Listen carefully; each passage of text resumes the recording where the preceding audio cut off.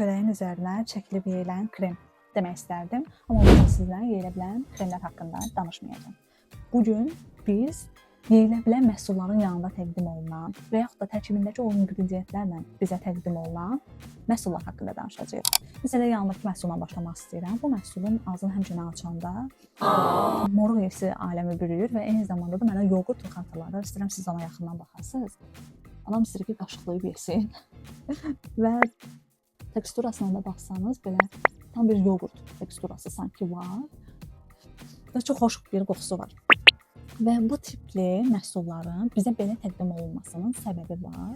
Çünki belə məhsullar bizim beynimizdə dad və xoş duyğuları aktivləşdirir. Bizim hər birimizin çələk, moruq, banan və yaxud da digər şirniyyat növləri, vanil, karamel, şokoladlarla bir xatirələrimiz var və həmin xatirələri bizdə canlandırır. Və biz də normalda gedib məhsulları seçəndə bəyəndiyimiz qoxuda olan məhsulları seçirik.